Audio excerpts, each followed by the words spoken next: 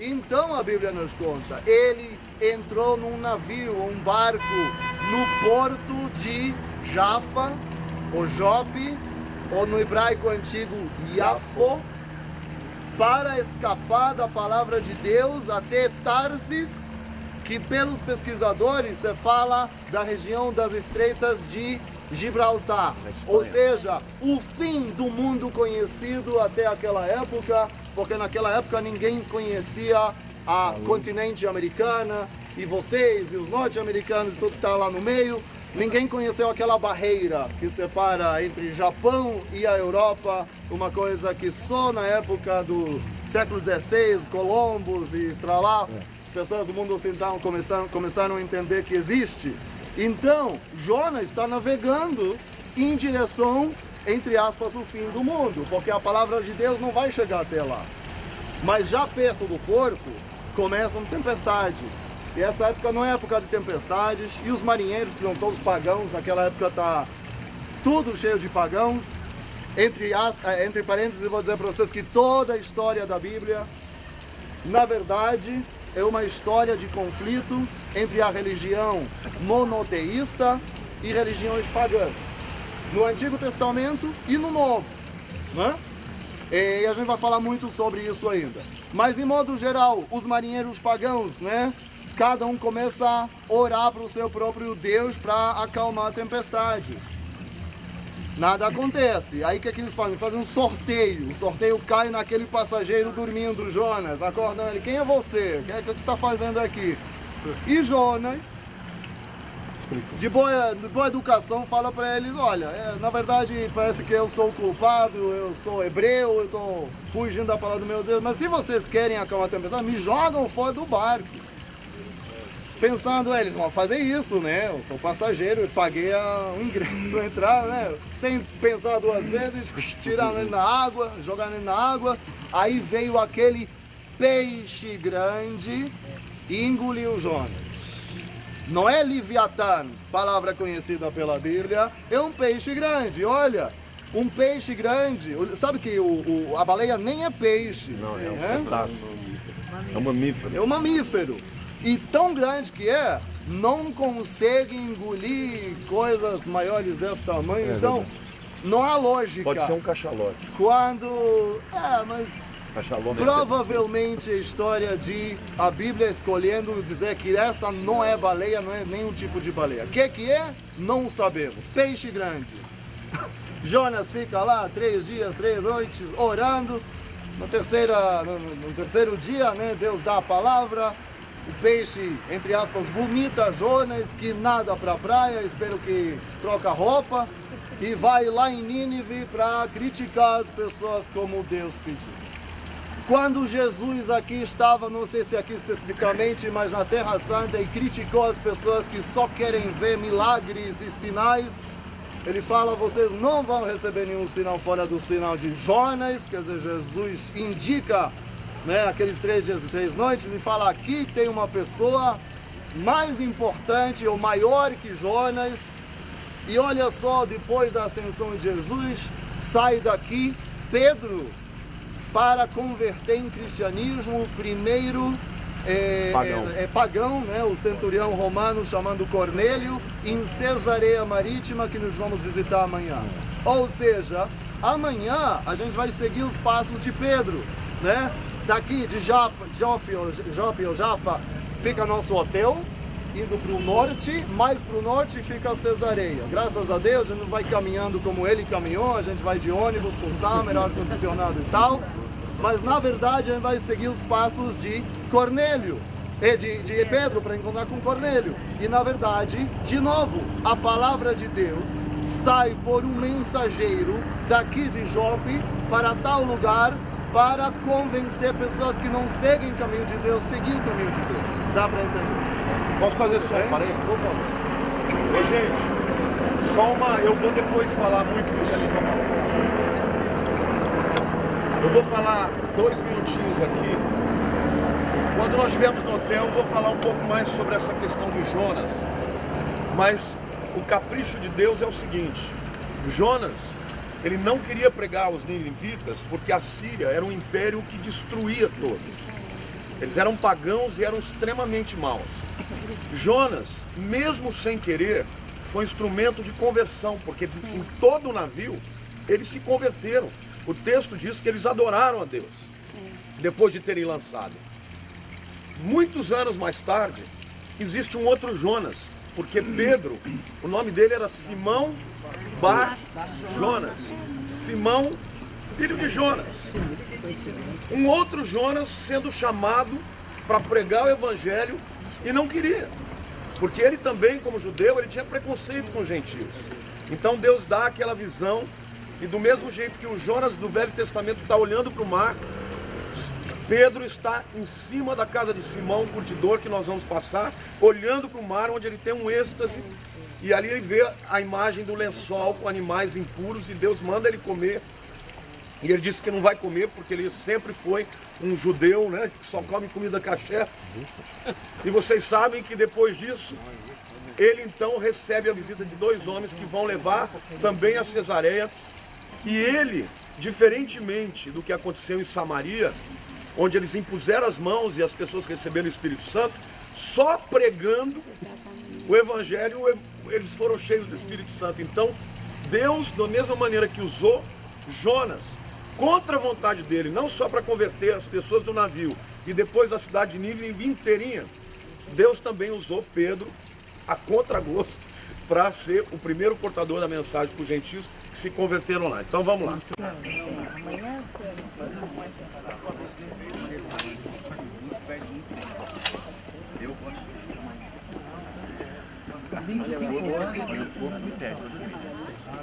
Isso, é a terceira que eu trouxe. Assim, que nem agora, por exemplo, sem dormir, subir essas escadas agora. Eu sei que a gente subiu um pouquinho, eu fiz isso de propósito. Primeiro colocar vocês na atmosfera, né? Porque vocês, se vocês vão sair hoje à noite e ver Tel Aviv, Tel Aviv é uma coisa bem moderna, né? E aqui é tudo feito pedra, né? Calcária. Já tem aquela coisa de um lugar antigo, certo? Aquele ambiente.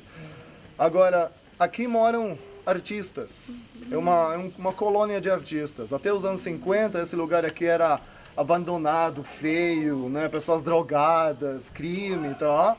Aí a prefeitura de Tel Aviv, né? Que virou Tel Aviv Jope, resolveu tirar todo esse crime daqui e oferecer artistas comprar esses edifícios antigos. Os edifícios devem ter 150 anos, até 200 anos, e fazer reforma, né? Sob sua própria conta. Quer dizer, comprar o terreno, né, e o edifício antigo em preço relativamente barato e fazer a reforma. Quer dizer, a prefeitura não vai investir muito nisso, dá para entender. A maioria dos artistas aqui em Israel morrem de fome, mas tem aqueles como Ilan Agur que fizeram um sucesso.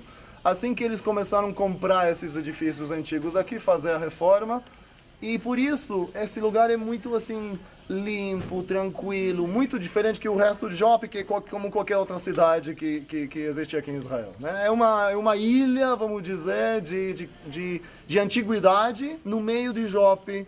É o Sorro. Moderna, vamos dizer. É o Sorro de Nova York. Agora, a gente subiu porque, na verdade, o Sorro, Jope Antiga é uma colina. Uma colina chamada Tel. Amanhã eu vou explicar para vocês exatamente o que é Tel, e pouco a pouco vocês vão entender o que significa Tel Aviv, né? Mas amanhã. Agora vejam bem, vocês estão vendo que nós estamos dentro de uma exibição, né? Quer dizer, eles colocam retratos, fotos, às vezes até esculturas na rua, né? E é muito legal, você caminha nas vielas e de repente você tem arte, né, cercando vocês. Dos artistas que normalmente moram nos edifícios no andar mais alto, e na parte mais baixa, como vocês viram lá, eles colocam suas galerias. Assim que pessoas de Tel Aviv de noite vêm aqui para passear depois do dia de trabalho, fazer compras, né, aproveitar esse ambiente. Legal, não é? Muito. Mas vejam bem, todas as vielas aqui têm nome de signos do zodíaco. Por exemplo, aqui peixes, tá vendo? Mazal quer dizer o signo do zodíaco, Dagim quer dizer peixes, né? tem uma viela aqui que é diferente, que não tem nome de signo, tralalá, que eu vou levar vocês agora a conhecer. Deixa eu só mostrar para vocês o nome da viela descendo aqui para a esquerda. O nome dela é Shimon Haburski. Shimon quer dizer Simão. Burseki ou Borsekai em hebraico e em aramaico. Né? O aramaico e o hebraico são muito parecidos. Significa curtidor de couro. Ou em inglês, tanner. Por isso daqui a pouco ele vai descendo e vocês vão ver que tem uma casa, vai estar fechada para nossa visita, né?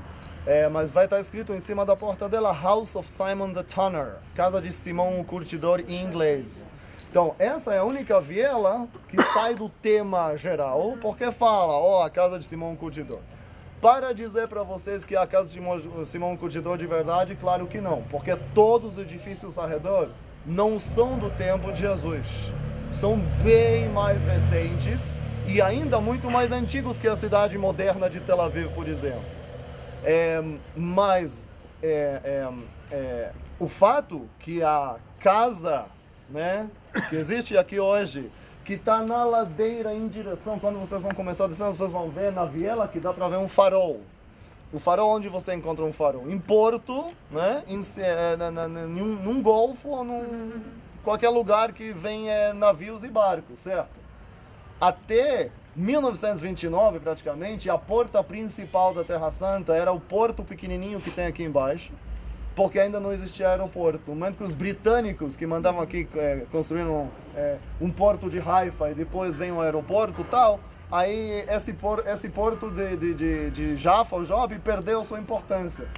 E hoje serve só pescadores e pessoas que vêm aqui para navegar perto de Tel Aviv, para ver Tel Aviv do lado do mar. Claro. Né? Mas, em modo geral, esse porto, desde a época de Jonas, passando pelo tempo de Jesus, o porto está lá embaixo. Então, essa casa está em cima do porto. E tem mais uma coisa.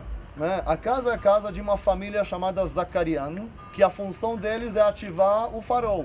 O farol tem que ser ativado até hoje por causa dos marinheiros pescadores, vamos dizer. Sim. A família Zacariano não abre a porta dela para qualquer um que quer conhecer. É que nem eu vou chegar com um grupo de, 40 israelenses, bater na porta de cada um de vocês e vou dizer: oi, eu cheguei aqui para minha gente conhecer o porão de vocês, o apartamento de vocês. Vocês vão me chutar para fora, não é? Então, não dá para visitar lá. Mas eu entrei uma vez no curso de turismo, quando que eu fiz 52 anos atrás. E mostraram para mim que naquela casa tem um pátio exterior e nesse pátio tem um poço que vai descendo 15 metros, né? Até quando você joga um balde, né? Você chega depois de 15 metros a 1 metro de água doce. Agora, como nós estamos aqui numa colina, está vendo? Tudo é uma subidinha, né? E estamos na beira do mar. Claro que o poço tem que descer muito, porque nós já estamos na altura, mas veja bem, a água subterrânea, que vem lençóis de água doce subterrânea, quando aproximam o mar, né, baixo da terra que nós pisamos já se mistura a água salgada do mar com a água doce da água subterrânea, então é difícil achar água doce. Aqui, esse poço serve água doce, que é uma coisa muito rara. E uma das explicações das igrejas durante a história é que nessa residência vivia o curtidor que precisava de muita água doce para mexer com a matéria-prima antes que cortar, costurar e fazer qualquer coisa, né? Então, as igrejas faz centenas de anos falam qual é o lugar melhor de que um lugar onde tem terraço em frente do mar, poço de água doce, é isso. E por isso esse lugar se chama a Casa de Simão o Curtidor, assim como o nome da viela. A gente não vai abrir a Bíblia agora, né? Vocês todos conhecem a história de Atos 9 e Atos 10, né? Mas a gente sim vai mencionar isso amanhã, quando a gente vai no caminho a Cesareia Marítima. Então vamos descer aqui um pouquinho.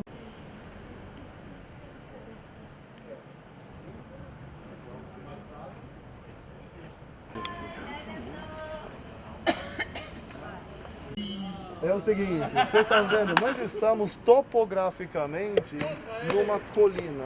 A colina continua para lá, né? Em dia de luz do sol, de lá em cima você vê todas essas luzes lá, são as luzes do calçadão de Tel Aviv, e entre nós e as luzes é toda a água do mar Mediterrâneo, certo? Quer dizer, a colina está em cima, né, de um tipo golfo pequeno do mar Mediterrâneo. E por isso, já 4 mil anos atrás, os antepassados já construíram aqui porto.